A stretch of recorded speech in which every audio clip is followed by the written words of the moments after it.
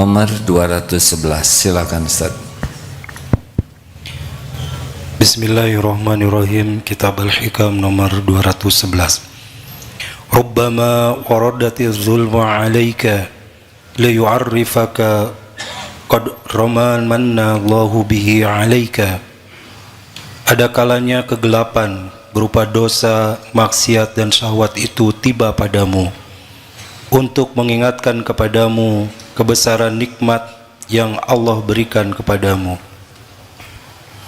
Sehat itu seperti mahkota yang dipakai oleh orang sehat, tapi yang sehat tidak melihat mahkota itu. Yang melihatnya adalah orang yang sakit. Jadi kita jarang merasa syukur atas nikmat yang ada kecuali kalau kita sudah sakit. Kita duduk enak saja, duduk baru tahu mahalnya duduk ketika ambeien. Serius hadirin, nikmatnya duduk itu jarang kita syukuri kecuali kalau ambeien. Duduk tuh. Nikmatnya gigi jarang kita syukuri kecuali sedang sakit gigi baru tahu tidak sakit itu nikmat.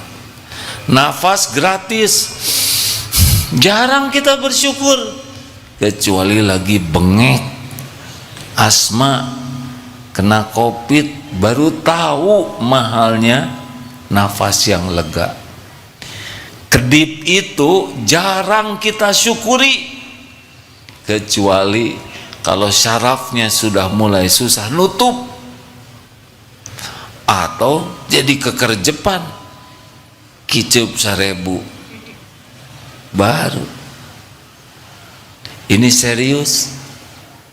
Hidup kita merasa sengsara bukan kurang karunia, tapi tidak sibuk mensyukuri karunia.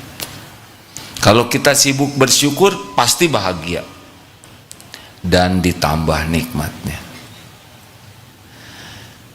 Seperti yang diungkapkan surat Al-Anbiya ayat 35 tadi,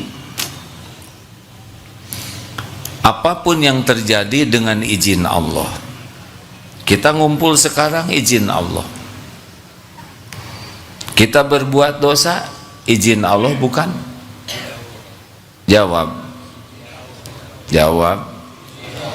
Pencuri izin Allah tidak? Izin Allah. Kalau Allah izinkan terjadi, tapi Allah tidak ridho. Kalau orang berbuat maksiat tidak Allah izinkan, tidak jadi. Kalau orang disayang Allah, dia mau maksiat, digagalkan.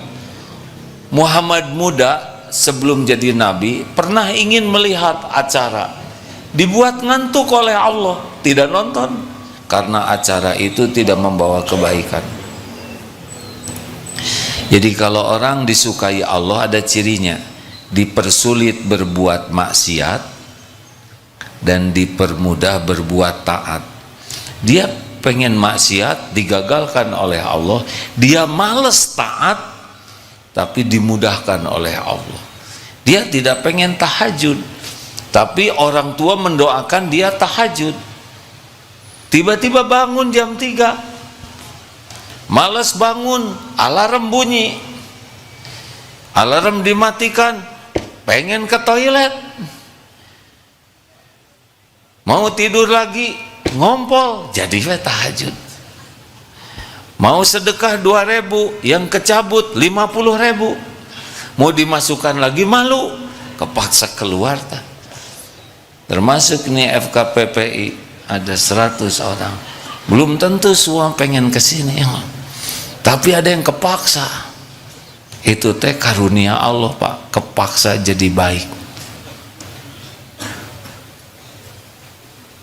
FKPPI itu singkatan apa?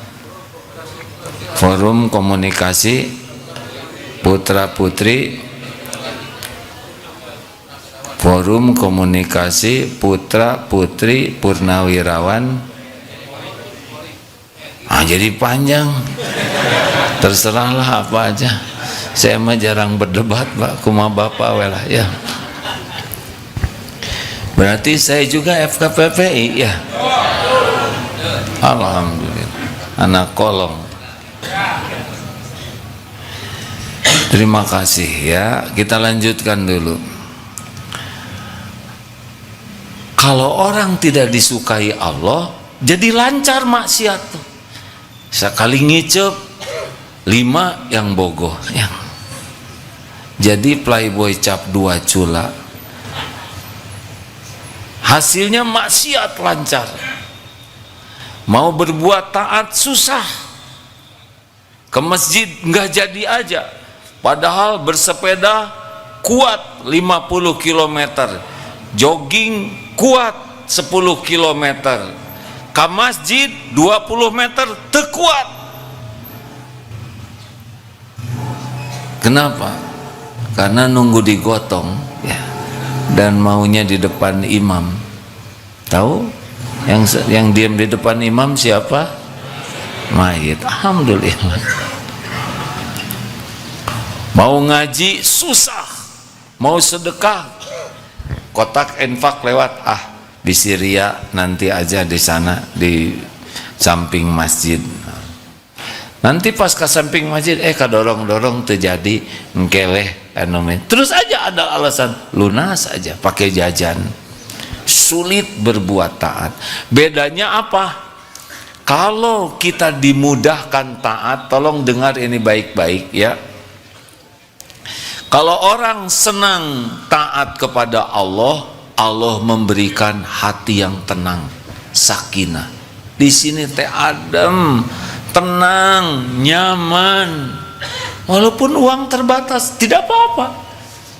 Wah, saya mah nggak punya tabungan, nggak ada masalah, karena ada Allah yang punya rezeki. Wah, bagaimana nanti? Apa yang dikhawatirkan nanti? Ada Allah yang punya segala-galanya.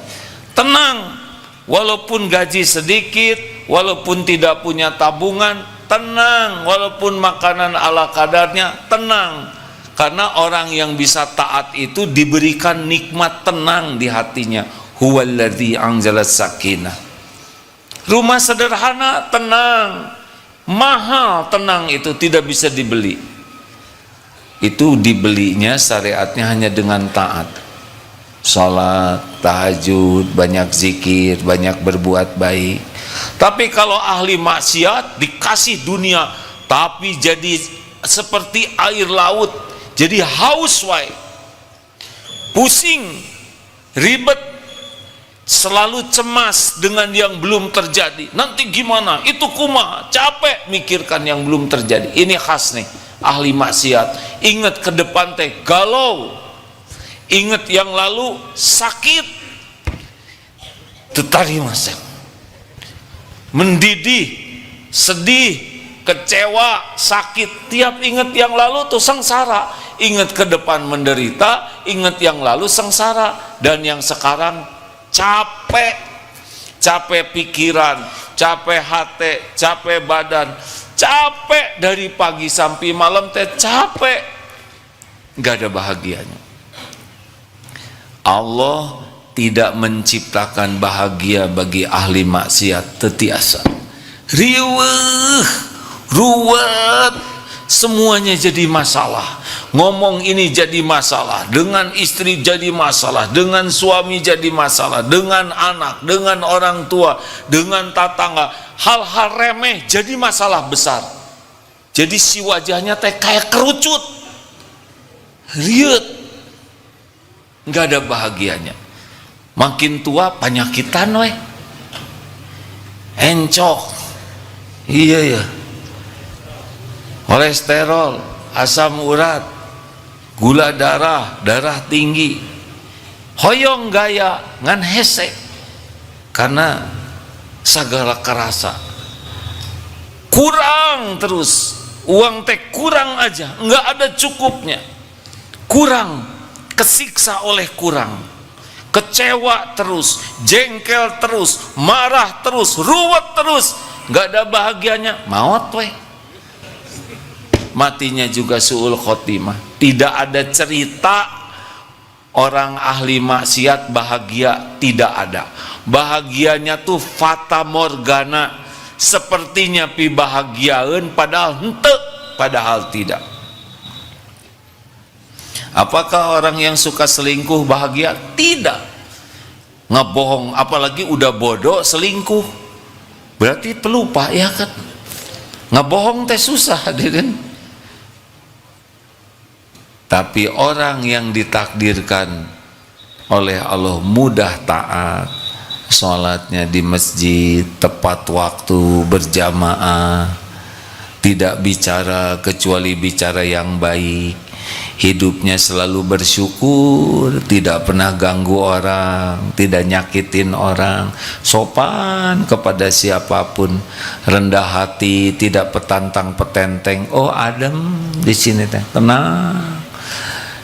Tiap perlu rezekinya apa? Bukan ada cukup hadirin, ada juga nggak cukup mas stres.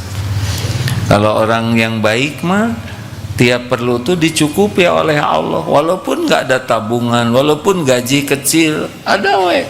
Tiap ada masalah, ada sendiri jalan keluarnya teh, ada we. Tidak diduga-duga. Lagi perlu ini, ada yang datang. Kita perlu sepatu, saya beli sepatu nih di Australia kegedean, akang cukup nggak? Pas. Motor, iya motor nggak kepake, pakai aja buat ngojek, ada. Aneh tapi nyata, tiap ada masalah teh ada aja jalannya, ada aja. Dan banyak rezeki yang tidak diduga-duga. Tah, kalau milih taat kayak gitu. Makanya bahagia tidak identik dengan harta, tidak identik dengan pangkat, tidak identik dengan jabatan. Bahagia tidak identik dengan penampilan, tidak identik dengan popularitas. Bahagia itu kuncinya dua, apa? Iman dan amal soleh. Jadi toswe nu kirang iman mah lieur. Kenapa ada orang kurang iman dan kurang amal soleh? Penyebabnya dua. Masih ingat apa? Satu, lemah ilmu agamanya, jarang belajar agama, jarang ke majelis taklim, jarang dengar ceramah, jarang baca Quran. Jadi ngarang we hirupna teh lieur, tos bodoh ngarang pulen eta mah. Ngantosan mau teh riut.